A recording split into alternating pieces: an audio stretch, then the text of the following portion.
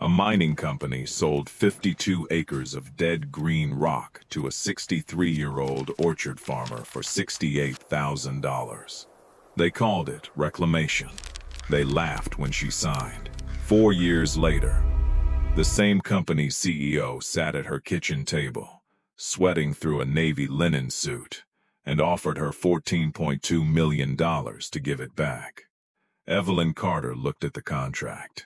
Then she looked past him, through the window at the orchard growing where his company had left a scar, and she said quietly, "No." In the Blue Ridge foothills of eastern Tennessee, there is a narrow farming valley called Larkspur Hollow.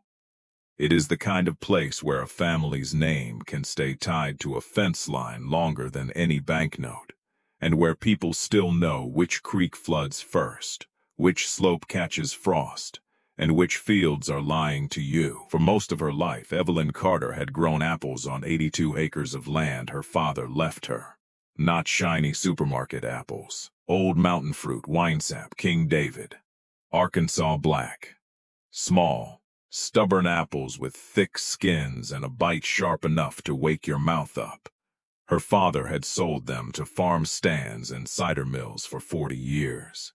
Evelyn kept the orchard alive after he died, but by the time she turned 63, the valley had changed. Late frosts were arriving wrong, summer heat was stretching too long, and the spring that fed her irrigation pond, the same spring her father used to cool milk cans under a rock shelf, had started running thin by July. She did not need a miracle. She needed water. And the only parcel in the hollow with an old water easement still attached to it sat on the ridge above her orchard. 52 acres owned by Halcyon Materials, or more honestly, 52 acres Halcyon had ruined. For 26 years, Halcyon had quarried the ridge for roadstone and construction aggregate. The good rock went into highways, bridges, parking decks, and subdivisions 2 counties away. The bad rock was shoved onto the neighboring parcel, truckload after truckload, pale green slabs, crushed gray powder, shards of slick stone that looked almost oily after rain. By the time the quarry closed, the hillside did not resemble a field. It looked like a frozen wave of broken bone. Nothing rooted there, no broom sedge, no sumac. Not even the thorn vines that usually climb over any abandoned thing in the South. Locals called it the Glass Hill because the crushed stone cut boot leather and glared white under the sun. Halcyon called it a non-performing legacy asset. That meant they wanted it gone from the tax books. Evelyn wanted the water easement buried in the deed. So she sat in a small branch office of Cumberland Farm Credit, across from a loan officer named Bethany Rowe, a woman who had known the Carter orchard since she was a child. Bethany turned the appraisal packet around with 2 fingers. "Evelyn," she said, "this is quarry spoil. You know that, right? I know what it is. No soil profile, no organic matter, high pH. Compacted stone down past the probe depth. It isn't pasture. It isn't timber. It isn't even bad hay ground." Evelyn folded her hands. "I am not buying it for hay." Bethany looked over her glasses. "Then what are you buying?" "The East Spring." Bethany sighed because she understood. The deed carried a water easement from an old spring house on the ridge to the lower farm. Halcyon had never used it. They had quarry pumps and industrial wells, but legally, the right still existed. If Evelyn controlled that parcel, she could bring spring water down to her orchard before August burned the crop off the trees.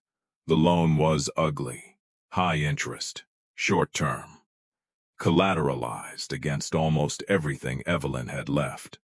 But it was approved because Bethany Rowe had once eaten apples from Evelyn's father's truck bed, and because everyone in Larkspur Hollow knew the Carters had never walked away from a debt. Halcyon's regional vice president, Martin Vale, arrived at closing in polished shoes and a silver watch. He acted as if he were doing Evelyn a kindness. The deed slid across the table. Martin smiled. "Mrs. Carter, I hope you understand there are no warranties on agricultural performance. I wasn't asking for one.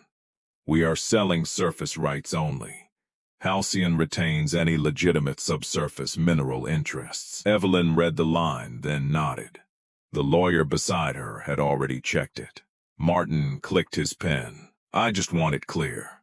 We are not responsible if nothing useful comes out of that ground. Evelyn signed. Martin signed. And by the time the ink dried, Halcyon Materials had sold an old farmer 52 acres of what they believed was industrial garbage. For the first year, it looked as if they were right. Evelyn ran a buried line from the ridge spring to her lower pond. That saved part of her apple crop, barely. But above the orchard, the glass hills sat there in the weather, too bright, too hard, too dead. When a storm came down from the north, pale dust blew over her packing shed and settled on the red apples in the sorting bins. Her farmhands hated it. Her neighbors hated it. Evelyn hated it most of all. Because a farmer can live beside poor land, but dead land keeps talking. Every evening after supper, Evelyn walked the ridge. She carried a 5-gallon bucket, a soil knife, and a small notebook wrapped in a plastic grocery bag. She chipped into the crust. She rubbed the crushed rock between her fingers. The stone was strange, heavy for its size, green-gray in the shade, silver at the edges. When it rained, the dust smelled almost metallic, not rotten or chemical, but sharp, like a struck match mixed with river clay. Her father had taught her to pay attention to land that made no sense. Ground doesn't always tell the truth on the surface, he used to say. Sometimes it tells it in the roots. So Evelyn tried to give the Glass Hill roots. Not because she expected profit, because she could not stand owning land and letting it remain a wound. She brought in chicken litter from a poultry farm in Greene County. She collected wood chips from a tree service. She spread spoiled hay from a neighbor's barn. She bought seed she could barely afford. Annual rye, buckwheat, daikon radish, hairy vetch.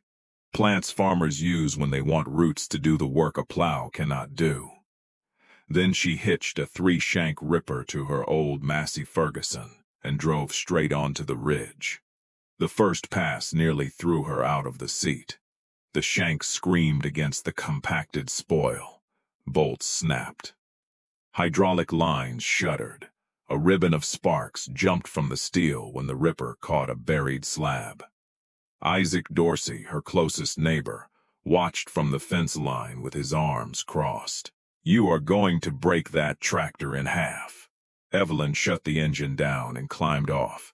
Then I'll weld it back. You can't farm glass. She picked a shard of green stone out of the trench and turned it in her hand. No. But maybe I can teach it to hold rain. Isaac shook his head. Halcyon buried their mistake up here. Evelyn looked across the ridge. Then I will grow something over it. The first planting failed. The rye came up in thin yellow threads, then died when the sun hit hard in May. The buckwheat barely flowered. The radish seed sprouted, pushed one white root into the crushed stone, and gave up. Evelyn lost money she did not have. The second season was only slightly better. In a few low seams where manure had collected, vetch crawled over the spoil in weak purple patches. The radishes grew crooked, splitting sideways through the rock instead of down into it. But when Evelyn dug them up, she saw something different. Not soil, not yet, but crumbs, tiny dark crumbs around the root hairs. Places where the rock dust and chicken litter had clung together. Places where worms had begun to appear at the boundary between old earth and quarry waste. That was enough to keep her stubborn. She doubled down. The third spring came wet. Not normal wet, mountain wet. 3 weeks of low clouds and hard rain that filled every ditch in Larkspur Hollow and turned the lower orchard rows black with mud. Evelyn worried the ridge would slide. Instead, one morning in April, she stepped onto the back porch with a cup of coffee and stopped cold. The glass hill was green, not dotted, not pretending, green. The rye stood knee-high in the cracks. Vetch had knitted itself through the slope like a net. Daikon leaves spread wide and dark as collards. And down the middle of the ridge, where the quarry trucks had once dumped stone in ridges as high as a man, the cover crop was growing so thick it moved in the wind like a single living thing. Evelyn set the coffee on the rail and walked toward it without her coat. By the time she reached the slope, her boots were soaked. She knelt and dug with both hands. The top 6 inches of waste had changed. The crushed rock had not vanished, but it had opened. It had broken into mineral grit and black organic clumps. Fine roots wrapped around stone particles as if they were feeding from them. Evelyn did not understand the chemistry, but she understood a field waking up. She called the University of Tennessee Extension office and asked for a soil specialist.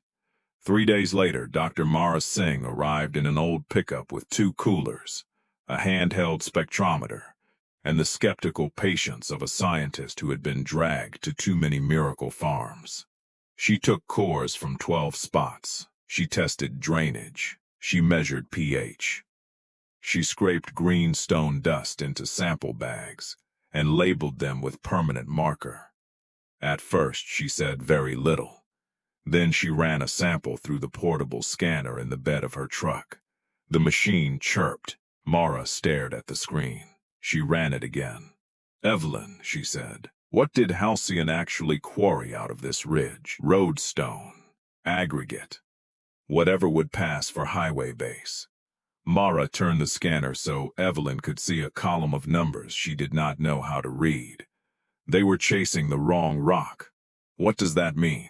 "It means the waste isn't ordinary limestone. This is pulverized greenstone. Some of it looks ultramafic, magnesium-rich, iron-rich, loaded with trace elements, nickel, cobalt, manganese, a little scandium signature too. Is that bad? It depends what you do with it." Evelyn looked at the field. "I was planning to grow apples." Mara gave a short laugh, but it was not mocking. "Then it might be very good. You accidentally built a slow-release mineral system. The rain, the organic matter, the roots, the microbes. They are weathering the stone, not all at once, just enough. This ridge is feeding plants in a way normal depleted soil cannot." "Speak plainly, Doctor." Mara looked back across the green slope.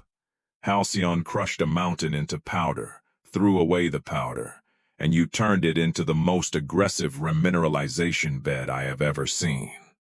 That summer, Evelyn made the decision that nearly cost her the farm. She stopped treating the ridge as a rescue project and started treating it as an orchard. Not table apples. Cider fruit. High tannin, high acid varieties nobody grows unless they know exactly what they are doing. Dabinet, Yarlington Mill, Harrison, Hughes Crab. She ordered disease-tested dwarf rootstock. She hired 2 local teenagers to help set posts. She ran irrigation off the old spring. She grafted until her thumbs split, and she planted the first 4 acres of cider apples into the soil. Halcyon had sworn would never hold a crop. Everyone in Larkspur Hollow had an opinion. Some said she was brave. Most said she was broke and hiding it. Isaac Dorsey came by one evening as she was tying young trees to wire. "You are putting orchard money into quarry trash." Evelyn did not look up. "Not trash anymore. You hope." "No," she said, tightening the tie. "I checked." By the 2nd leaf, the trees were ahead of schedule. By the 3rd, they were impossible to ignore. The trunks thickened fast. The leaves held a deep blue-green color that made the lower orchard look tired by comparison. The fruit set was small, as young trees should be, but the apples themselves were dense and hard and ugly in exactly the way cider makers love. Dark russet patches, bitter skin, juice that stained the knife. Evelyn pressed a sample batch in an old hand-crank mill and sent 5 gallons to Rowan Pike, the owner of a craft cidery in Asheville, who bought rare fruit from farms all over the mountains. Rowan called her at 6:17 the next morning. Not texted, called. "Evelyn, what did you send me?" "Apples." "No. I know apples. I am asking what those apples grew in." Evelyn glanced out at the ridge. Complicated dirt. Rowan went quiet. Then he said, "The tannin is enormous. The acid is clean. The mineral finish is absurd. I blended 1 gallon into a test barrel and it changed the whole thing." "Changed it good, Evelyn?" "It tastes like an old English cider house, and a thunderstorm had a child." That was the first time she laughed about the ridge. Within months, cider makers were calling from North Carolina, Virginia, and New York. By the 4th year after the purchase, fruit from the Glass Hill was selling for 6 times what Evelyn had ever earned from ordinary apples. Her overdue loan payments disappeared. Her packing shed got a new roof. She replaced the irrigation pump without asking the bank to extend her line of credit. And because rural news travels faster than corporate secrecy, the story of Halcyon's dead quarry land becoming a premium cider orchard reached people who did not care about apples at all. It reached Halcyon Materials. Martin Vale returned in early October. He came in a black SUV with tinted windows, polished shoes, and the same silver watch. Evelyn was in the ridge orchard, clipping damaged fruit from a young Harrison tree. Martin stood at the end of the row and looked at the apples as if they had personally insulted him. "Mrs. Carter," he called, "you have been busy." Evelyn did not stop working. "You are standing in a production block. Watch the irrigation line." He stepped carefully over the drip hose. "I'll be direct. Halcyon is reviewing several legacy parcels for environmental consolidation. That what you call buying back your old dump?" He smiled without warmth. "We are prepared to make you a generous offer. You paid $68,000. We can offer $600,000. Evelyn clipped one apple, dropped it into the coal bucket, and looked at him. "No, that is nearly 9 times your purchase price. The ridge is not for sale." Martin's jaw tightened. "Mrs. Carter, orchards fail. Markets change. Fire blight moves fast. A freeze can wipe you out in one night. So can bad management," Evelyn said. "You would know." Martin opened a folder. $1 million. Evelyn set down her clippers. "Get off my land." His smile disappeared. Everyone thinks stubbornness is a virtue until it becomes expensive. Evelyn stepped close enough that he could see the stone dust on her sleeves. "Then send me the bill." Martin left, but he did not leave the matter alone. 3 days later, Dr. Mara Singh drove up to the farm without calling. She was pale. She had a lab envelope on the passenger seat and a legal pad full of notes. Evelyn poured coffee while Mara spread reports across the kitchen table. "I sent the greenstone samples to a geochemical lab in Knoxville," Mara said. "I wanted to understand the trace element profile. And..." Mara tapped the first report. "The scandium numbers are not background noise. Neither are the cobalt and nickel readings. The concentrations are uneven, but in the crushed zones, they are high enough to attract serious industrial interest." Industrial interest meaning Halcyon, meaning aerospace alloys, lightweight aluminum, fuel cells, battery systems, defense contractors, domestic supply chains. Evelyn stared at the numbers. "I grow apples, I know. Then why are they coming back for the dirt?" Mara looked toward the ridge through the kitchen window. "Because they already paid to dig it out. They already paid to crush it. They already paid to move it. The most expensive part of access is done. It is sitting on the surface of your land in a form that can be processed far cheaper than solid rock." "How much?" Mara hesitated. "Evelyn, I am not a mining economist. How much? Based on accessible tonnage and current demand.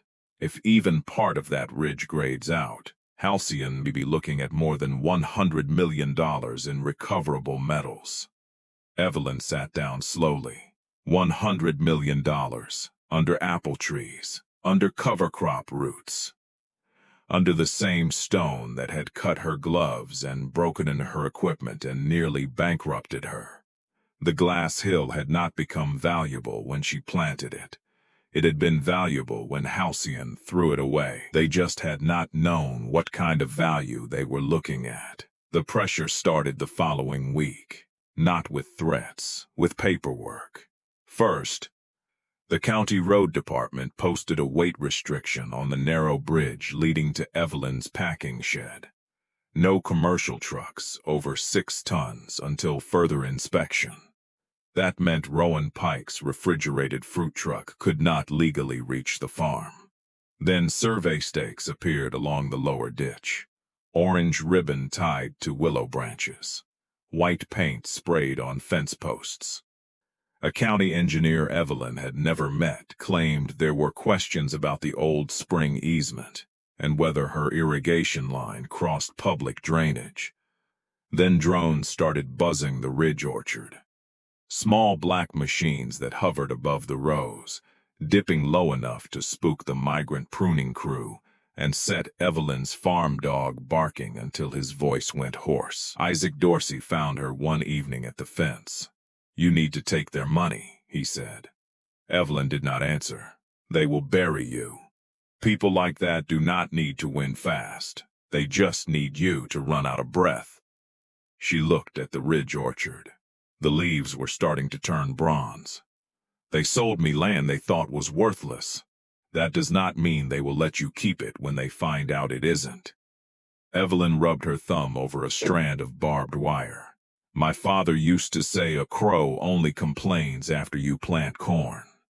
Isaac sighed. "Your father never fought a mining company."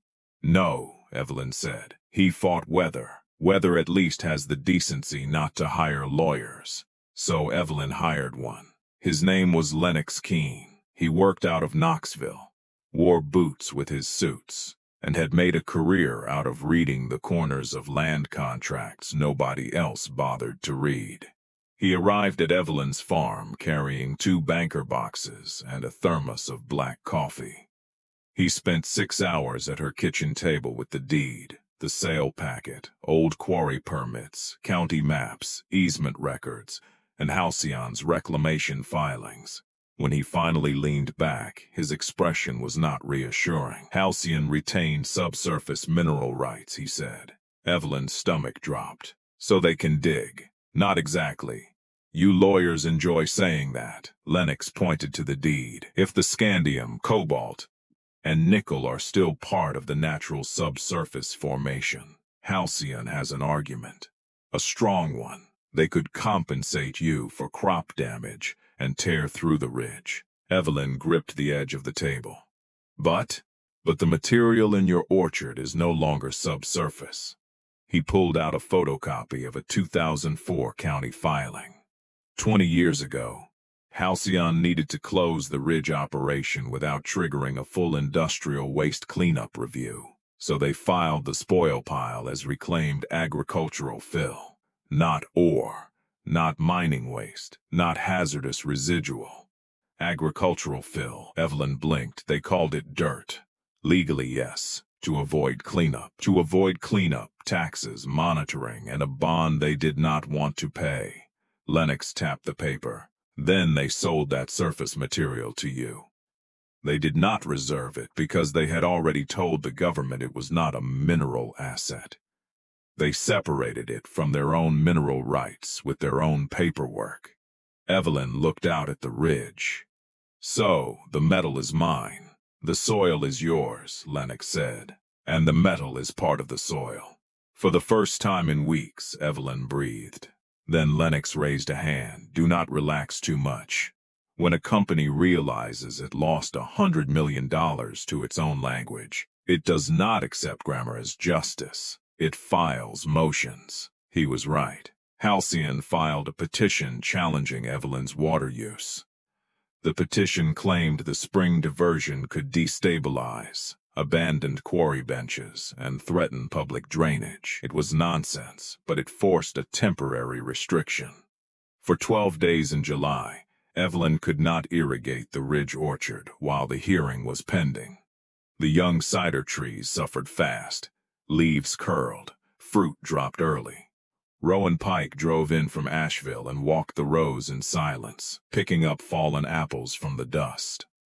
"This year's pressing is going to be light," he said. "I know. If this keeps up, next year is worse. I know." "What are you going to do?" Evelyn looked at the drone hovering over the tree line. "Make them say the quiet part at my table." The quiet part came through the mail in a cream envelope, thick enough to feel expensive. Notice of preliminary acquisition study. Halcyon had proposed a private public infrastructure corridor to connect a future materials processing facility with the county highway. The route was absurd. It curved away from existing industrial land, crossed a creek twice, and sliced directly through Evelyn's Ridge orchard.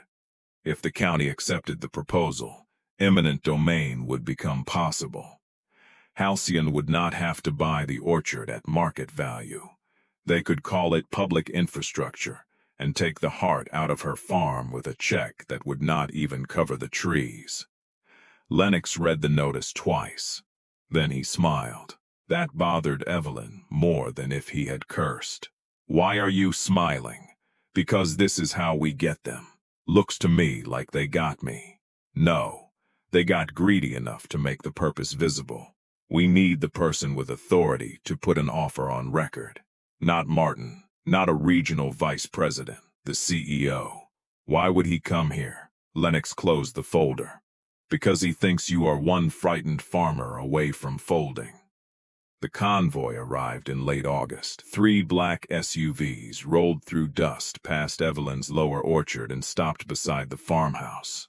Martin Vale stepped out first, then 2 lawyers, then Tobias Vale, Halcyon's chief executive officer. He was Martin's older brother, though the two looked nothing alike. Martin looked polished. Tobias looked expensive. Trim white hair, blue linen suit. Shoes too clean for a farm driveway. He walked toward Evelyn's porch as if the land had already agreed to behave. Evelyn stood by the screen door with a glass pitcher of sweet tea. Lennox Keene stood behind her in a plain gray suit, looking just forgettable enough to be dangerous. "Mrs. Carter," Tobias said, "I appreciate you meeting with us. You came without asking. Then I appreciate your hospitality." Evelyn opened the door. They filed into the kitchen. The same kitchen where she had packed apples with her father as a girl. The same table where she had signed the loan papers that nearly sank her. Tobias sat down, set a leather folder in front of him, and gave Evelyn a look that was almost kind. "Let us stop pretending this is about apples." Nobody moved. Tobias continued. "You discovered value in an asset my company misclassified. It happens. Markets change, technology changes. A waste stream becomes a resource." Evelyn poured tea into one glass and kept it for herself. Tobias glanced at it, then smiled. "You are not positioned to develop that resource. You do not have permits. You do not have processing capacity. You do not have environmental counsel deep enough to survive the first round of federal review. I am not developing it." "Exactly. Which makes this simple." He slid the folder across the table. $14.2 million. Cash purchase, clean closing. You retain your lower orchard, your house, and a life estate on the spring for personal use. Halcyon takes the ridge.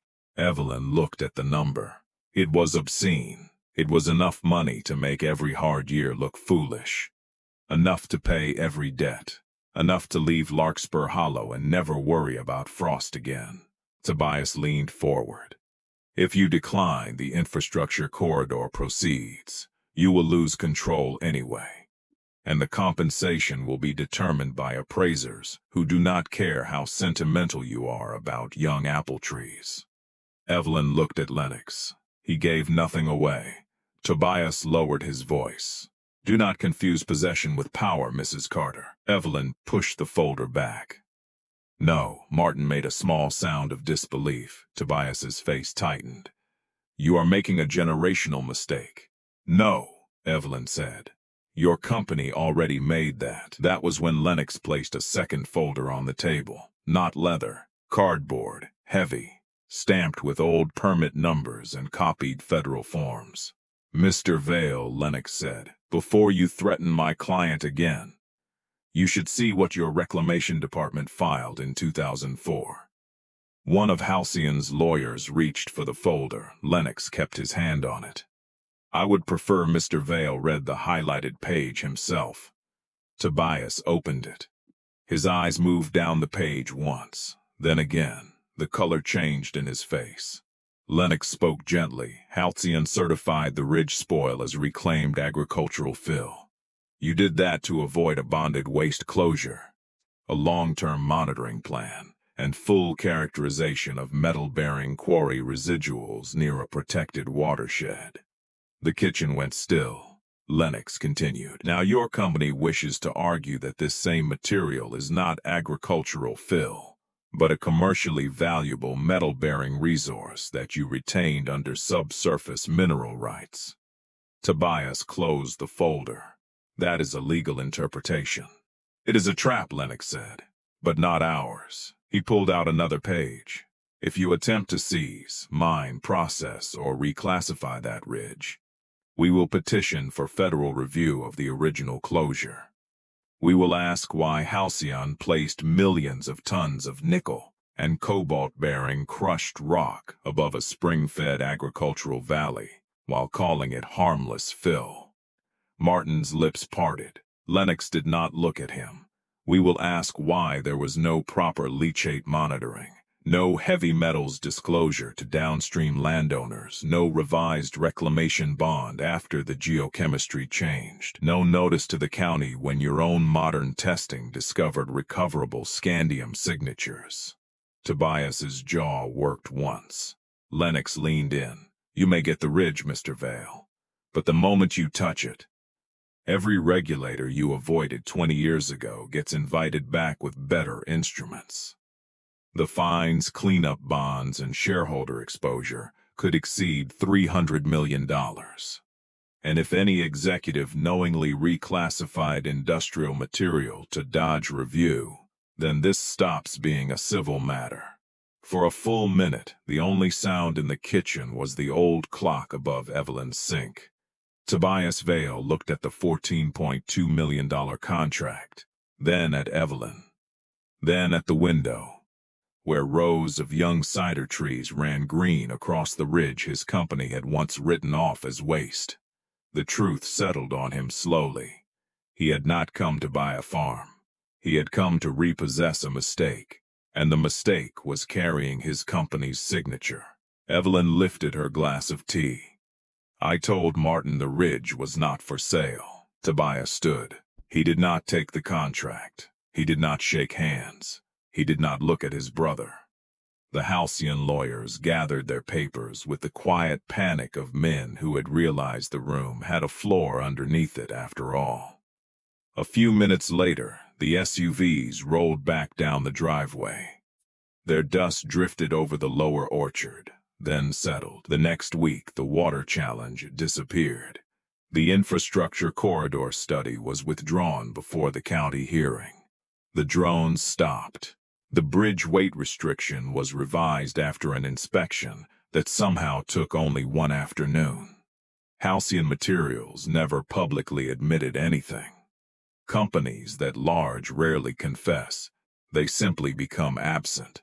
And sometimes, absence is the closest thing to an apology a farmer ever gets. The ridge orchard recovered, not perfectly. The July stress cost Evelyn a third of that year's young fruit. But the trees lived.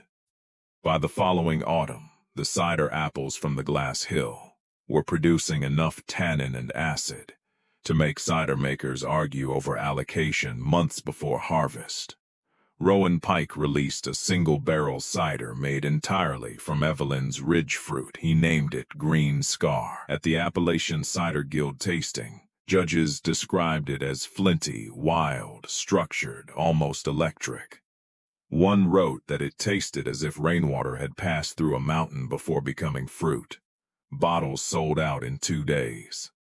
Evelyn used the money to pay down the last of the Ridge loan. Then she bought a new sprayer, repaired the old spring house, and hired Isaac Dorsey's granddaughter to help manage the young orchard blocks. Dr. Mara Singh kept coming back with students, not to sell the land, not to mine it, to study it. They measured root depth, microbial activity, mineral release, water retention. The glass hill became a field lab nobody at Halcyon wanted to talk about. Over time, Evelyn stopped calling it the Glass Hill. So did everyone else. They called it the Ridge Orchard. Years later, when people asked her why she did not take the $14.2 million, Evelyn never gave the answer they expected. She did not say pride. She did not say revenge. She did not say she wanted to beat Halcyon. She would usually pick up one of the dark, ugly cider apples from a wooden crate and turn it in her hand. "Money spends once," she would say. "A living field keeps answering." Then she would cut the apple open. The flesh inside was dense and pale. The knife always came away wet, and anyone close enough could smell it. Sharp, mineral, bright as rain on stone. Halcyon had sold her a wound. Evelyn made it root.